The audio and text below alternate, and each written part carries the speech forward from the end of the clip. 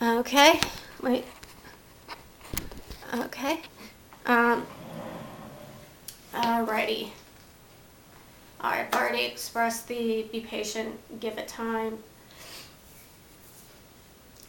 Side effects usually ease up some, and over time, full response usually isn't apparent until, over time for most medications. But a lot of medications these days, you do, excuse me, get some result almost, right away within the first week.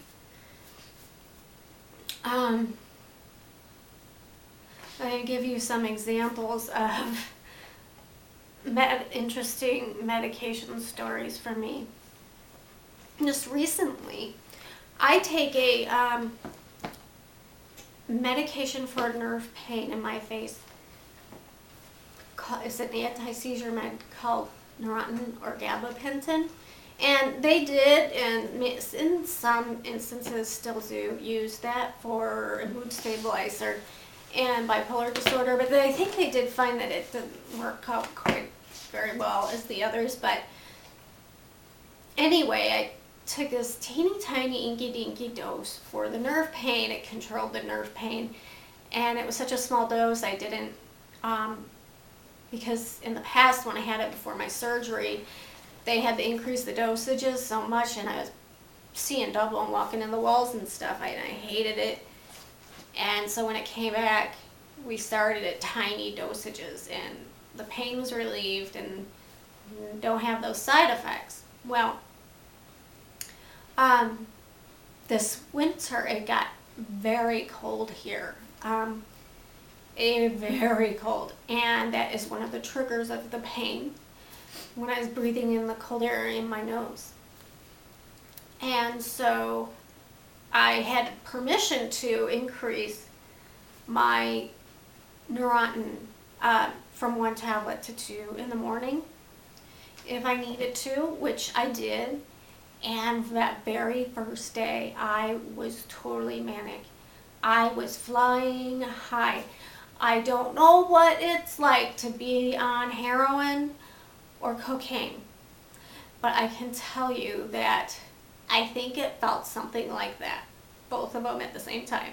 It's like my brain was being tickled, and I was just like, woo! It felt good. I was just shy of psychosis, and the next day it was still a little like that, but less, and then the next day it was less. And then I started doing my 3 days up, 3 days down, 3 days down, up and down, up and down. And I thought, that can't be this Neurontin doing that.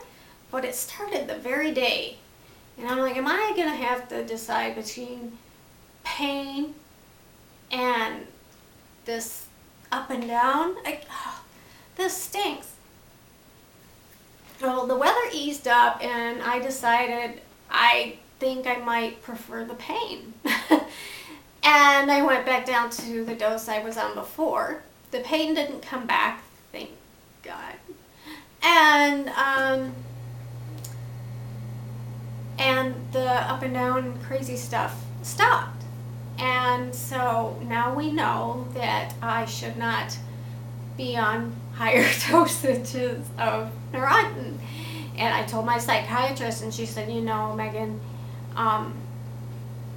you are just, because I asked her, do you think it's possible? And you were just so sensitive to medication that I'm not surprised, so. And another one was, we were all so excited when Abilify came out, and my doctor was like, yeah, because I've had patients who go on Abilify, and it's the only med they need, and here, try it.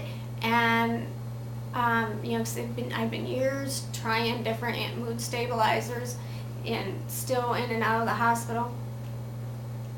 And I took that, oh my goodness, that was so uncomfortable. It was akathisia, where it felt like my muscles were itching and I had to move all the time. I couldn't sit still because my muscles were just itchy inside, and it was just so uncomfortable and very unpleasant. And that is an example of a side effect that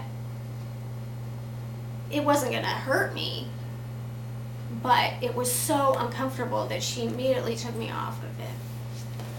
And another one, Topamax. I was on that, and I think my mood was doing fairly okay, but I did just happen to mention in the doctor's office, just almost at the very end we were leaving, oh, but I have noticed I've been having a lot of trouble finding words, you know, like someone who's had a stroke and it's getting really frustrating. And she goes, oh no, that's the Topamax. We got to take you off of that and put you on something else.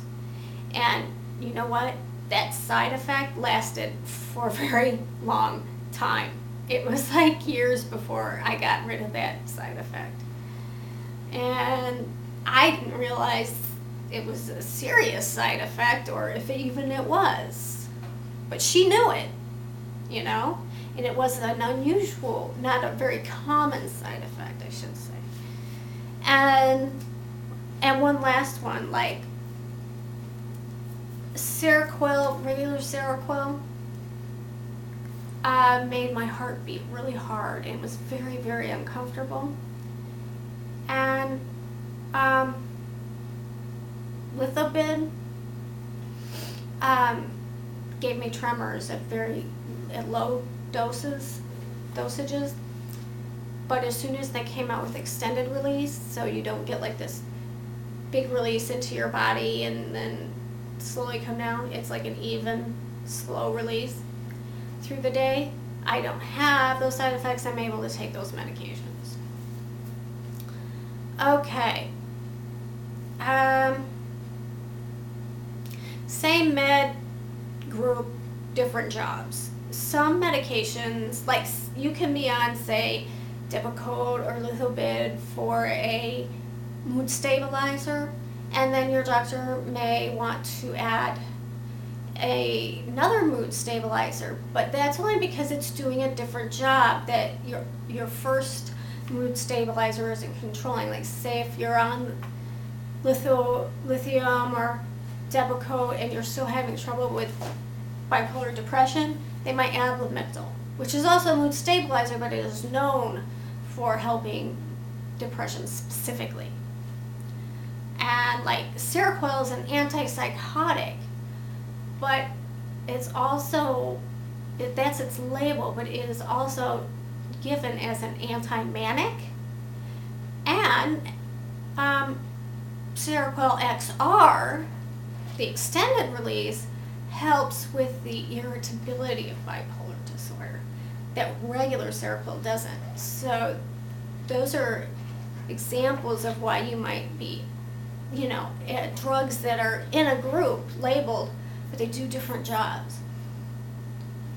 And I'm going to end with a never mess with your medication yourself unless your doctor has given you permission. If you do, call your doctor and tell them, I don't want to take this anymore, how do I go off of it? At least you'll get instructions on how to taper it slowly. And somebody knows, in case something happens, that you were on a medication and you stopped it. Because that can be important information. And if you're going to completely ignore what I say and go off it yourself anyway, do it slowly. Decrease it, you know, like a little bit each week. But I'm not a doctor, I'm not a pharmacist, don't listen to what I say. You know what I mean? So, and that's it about changing meds. And I'll be doing another video that I'll be putting up later on something I'm very excited to talk about. So I'll see you guys later.